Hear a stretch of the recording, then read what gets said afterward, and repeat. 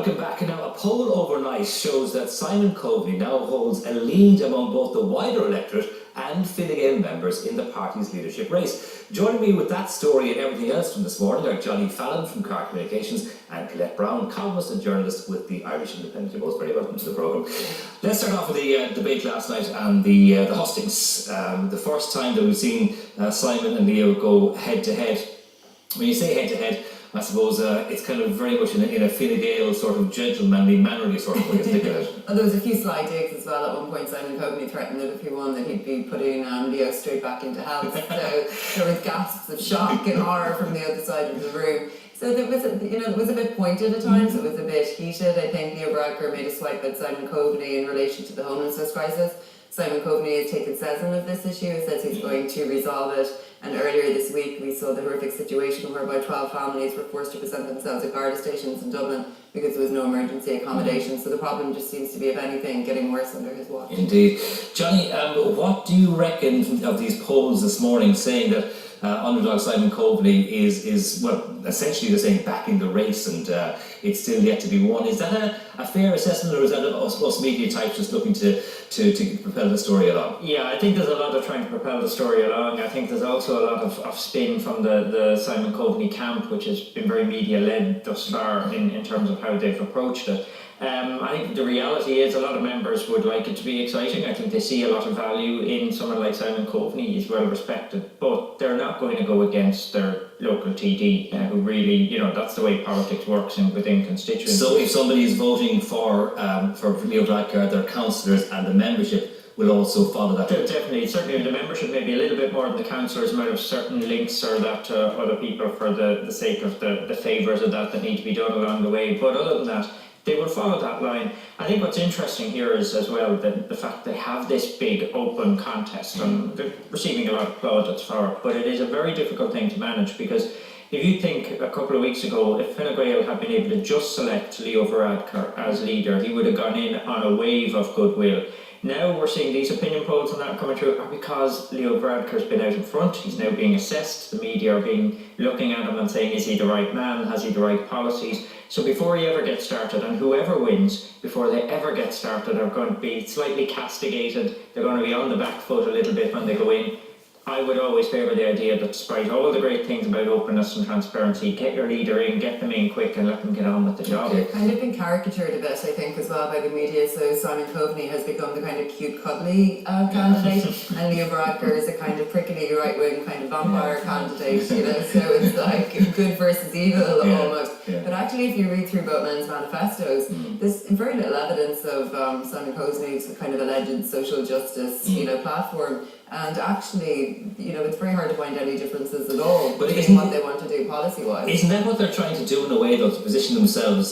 Simon as the social justice campaigner, Leo as the guy who says you will know what Fine Gael stands for if I am leader, and there will be something to follow. And so I suppose what Leo Varadkar is doing is saying, we won't appeal to everybody, but that's okay. Whereas Simon Coveney is saying he wants to appeal to everybody. Famously, I think with Brian Cowan in 1992, he said about progressive Democrats are Fianna Fáil or if in doubt, leave them out. And when he was asked about it after, he said, well, look, at national conferences like that aren't perhaps the best place to pick up on what government policy is. And I think the idea behind that is the same for Fine Gael here. Leo Varadkar is talking to the Fine Gael base, and he's looking to attract those particular votes. Now he's already gained that kind of slightly more right-wing, if you like, view that will go down well with a lot of Fine Gael people. Simon Coveney has to try to do something different, so he's pulling it back to the centre a little bit. In reality, I don't think there'd be a hair's breadth of difference between how both of them would run the government, and very little difference between what they did and Enda Kenny did, except both men would probably try to be a bit tougher with their coalition partners. But the reality of doing this kind of contest is that they're trying to prove a difference and talk to their own members while the public are looking on. And what you say to your members and what you say to the public can be two different things. Indeed.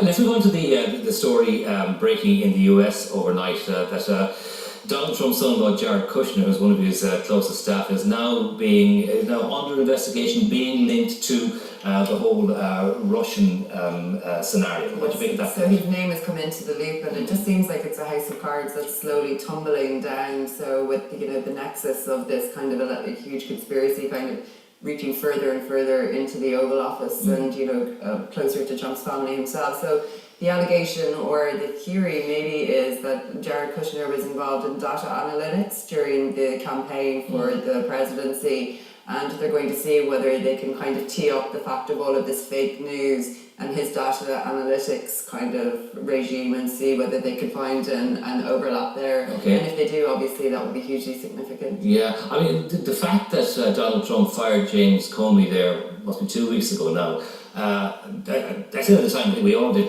what is he doing? I mean, these are the people who hold all the cards that are now going to be tumbling, and maybe they're starting to play them, John. Maybe they are, and I think it's interesting.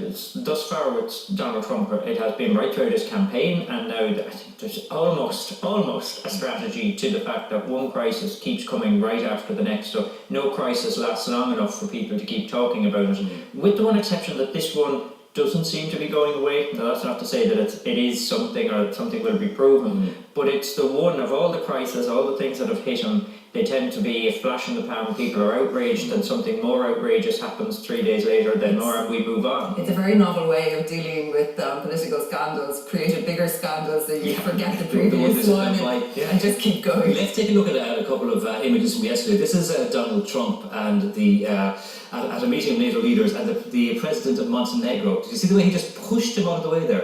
Very polite. Yeah. Watch this again. He's a gentleman. A world leader doing that to another leader. I mean, how...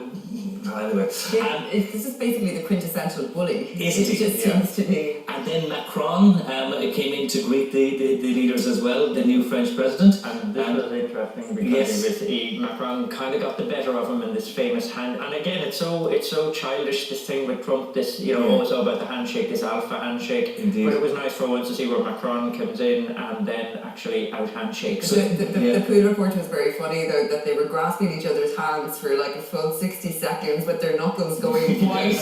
Kind of, grimaces on their faces from the pain. Indeed. Listen, we'll see where it all goes from here. But thanks very much, Claire and Johnny, for coming to us this morning. Appreciate that. Now, let us know your thoughts on any of these topics. Text AM followed by your comment to 53131. You can email irelandam@tv3.ie, Facebook or tweet us at IrelandAMTV3. Plenty more to come on Ireland AM. We'll be back after this short break.